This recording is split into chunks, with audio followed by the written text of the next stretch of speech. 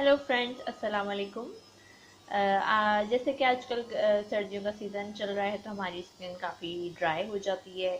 तो उसके लिए हम ख़रीदते हैं महंगी महंगी क्रीमें। लेकिन आपको आज मैं ऐसी रेमेडीज़ बताने लगी हूँ कि जिनसे आप काफ़ी फ़ायदा उठा सकते हैं। इससे आपकी स्किन बहुत बेहतर होगी और आपको कोई ज़रूरत नहीं है कि बाहर की महंगी महंगी मॉइस्चराइज़र्स और क्रीमें ख़रीदें। ये सब आपके अब आसानी अवेलेबल होंगी। तो अपनी ये तरकीब शुरू करने से पहले मैं आपसे रिक्वेस्ट करना चाहूँगी कि मेरे चैनल को ज़रूर सब्सक्राइब करें और आपको अगर ये रेमेडी पसंद आए तो इसको लाइक करें और कमेंट करके मुझे बताएं कि आपको ये कैसी लगी। तो लेट्स गेट स्टार्टेड। बेसिकली हम एक ये नाइट क्रीम बनाने लगे हैं।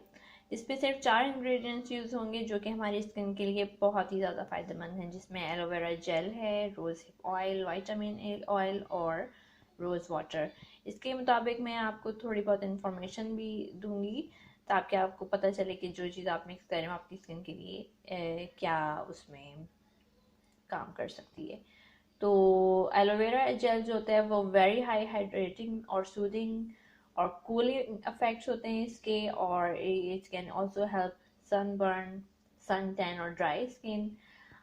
फिर आता है रोज़ हिप ऑयल। इसमें रोज़ हिप ऑयल जो होता है वो एक एसेंशियल न्यूट्रिशन है और ये सपोर्ट करता है सेल के फंक्शंस को। और फिर आता है विटामिन ई ऑयल जो कि आपकी स्किन के लिए बहुत ही एसेंशियल है, आपकी फाइन लाइंस और ड्राई स्किन को दूर करता है और सन एक्सपोजर से भी बचाता है।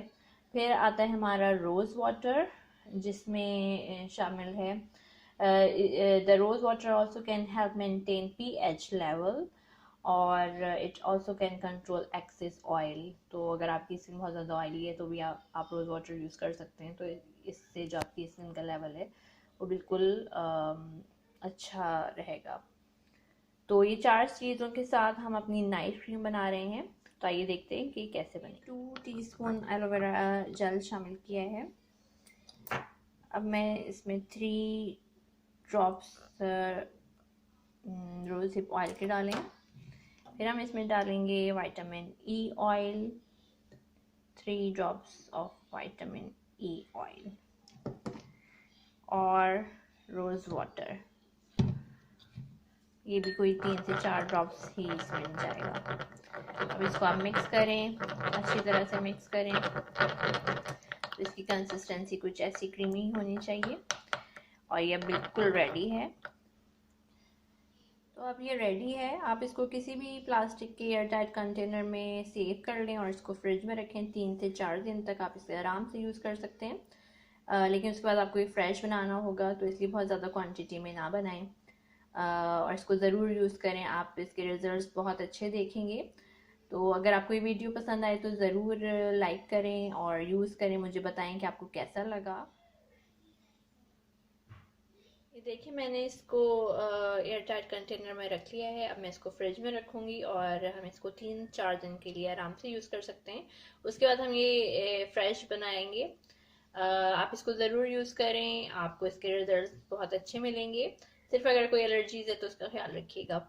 अगर आपको वीडियो पसंद आए तो ज़रूर लाइक करें और मुझे कमेंट करके बताएं कि आपको ये सिंपल सी रेमेडी कैसी लगी।